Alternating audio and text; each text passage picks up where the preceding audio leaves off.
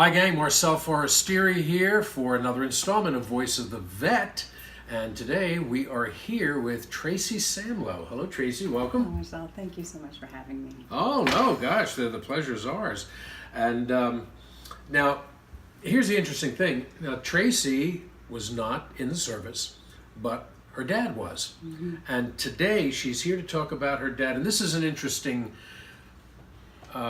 this is kind of an interesting thing. We've never done anything like this before. Now, your dad was in Vietnam. Correct.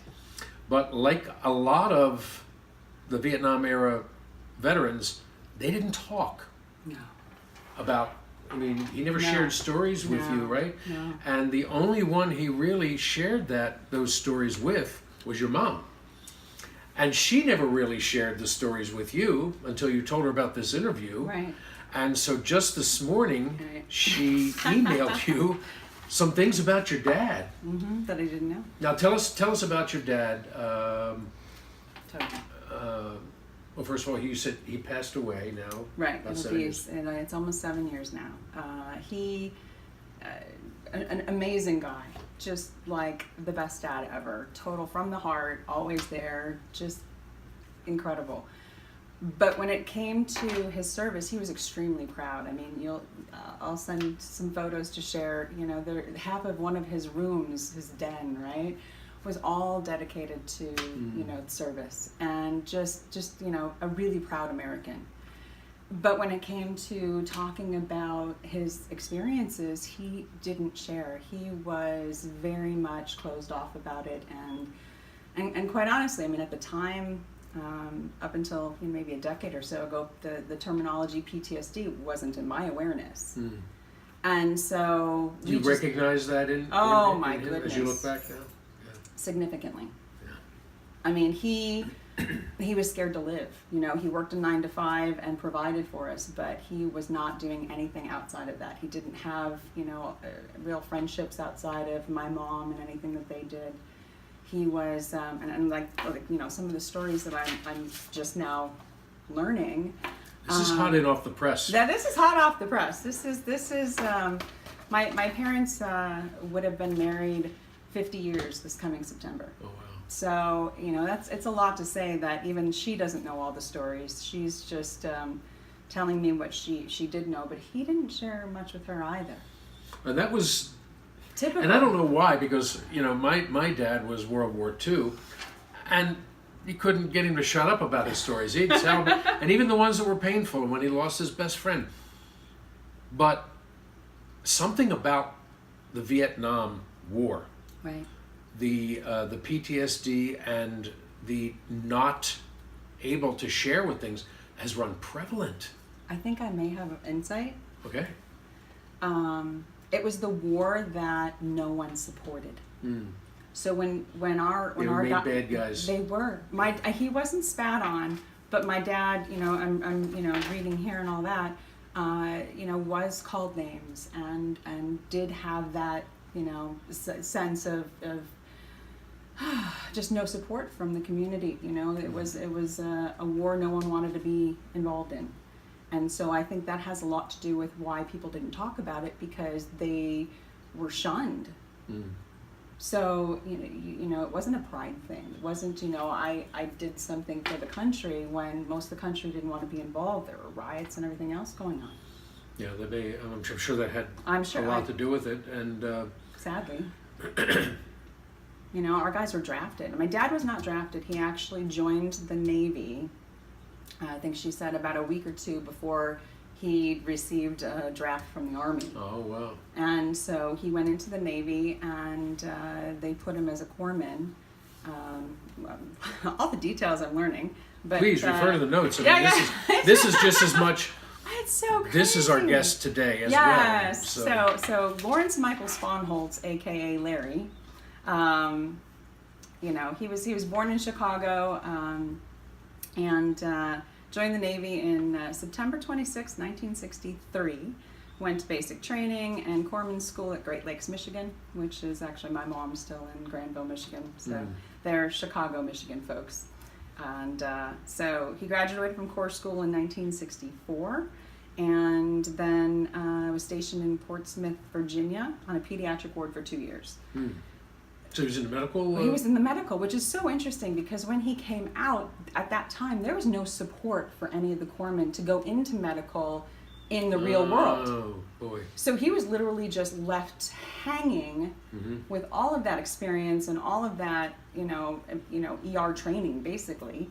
And he ended up doing Tool and Die. Something completely unrelated and I honestly don't think fulfilling. It was just a job, right. And sure. but that's where we learn, right? We learn from our past. He was sent to Camp Lejeune for Marine training, and then was deployed to Vietnam. Kilo, 3-7 in Vietnam, 1966 to 67. Yeah.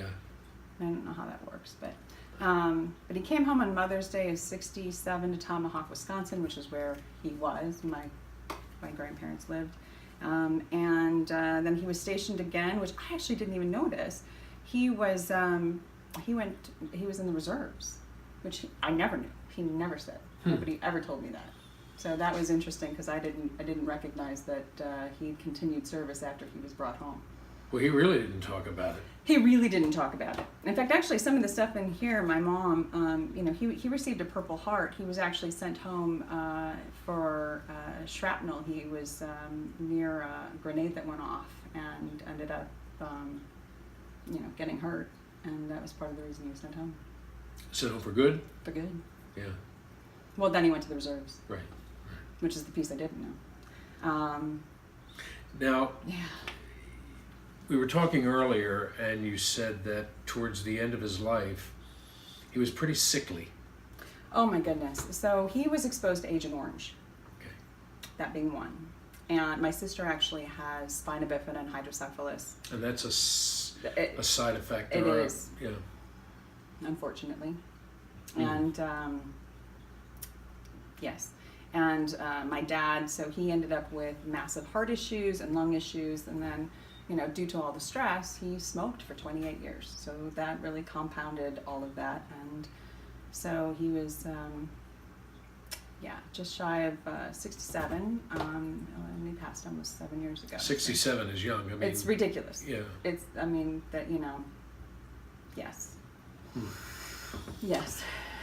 Well, go ahead, I'm sorry. Oh, I was going to say, but the good thing is that he actually, thank God for the internet, found a reunion with this group, and I guess it was for all years, so ranged in ages, but some of them he actually served with, and he and my mom went to a reunion the year before he passed. Oh wow! Did he see anybody he Yes. knew? Oh. He said it felt like family. It was really awesome.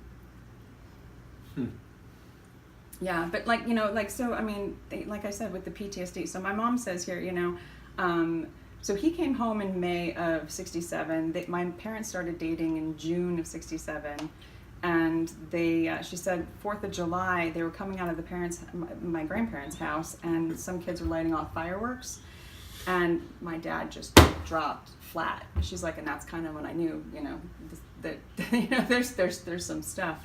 Then they went to a drive-in movie that night, and he basically spent the whole time in the front seat of the car and kind of like in the well, because like a foxhole, because it was the fireworks and everything was too much. Wow. He'd only been home, a month, 2 months, Sure. He wasn't completely home yet. Maybe never Right. was completely home. Right. You got one foot here and the other foot in the foxhole. Right. Overseas. Wow. And being a corpsman, I mean, the things he saw, I can't even. One of the stories she said is that a grenade had gone off in a foxhole, and the only way that they could figure out the remains of what body parts went to who was, one was a black gentleman, the other two were white, and it was the only way that they could kind of figure out whose was whose. And those are, my mom has only like 5 stories out of all that time that he spent there that he would talk about. And so I mean, I can't imagine what he saw. And obviously it affected him for his entire life. It really did. You know, as a dad, he was awesome, but he was very overprotective. I bet he was. Very overprotective. Yeah. So it, yeah. But again, a very proud American. He was amazing. Well, you know, part of what we do is to preserve the memories and stories of those that fought, that served, even if they didn't actually fight. There's many forms of serving. And not only preserve their stories directly from the horse's mouth, but to bring in loved ones, people that are still here after they've gone. And the fact that you are here representing your dad, you know, these are his name, these stories we've been talking about. You know, we're going to be submitting these into the Library of Congress. So his story will be told secondhand by his own daughter, you know, and the fact that, you know, you're just now hearing a lot of this stuff right as we speak. Right. Okay, she just literally, she came downstairs from the, and got this off the printer. Mm-hmm. And so she's reading this, these stories and such right as you folks are listening to them now. Right. Yeah, and I'm so grateful because truly, had we not, you know, this happening, thank you for being the inspiration. Yeah. Because I wouldn't know these stories. Oh, yeah.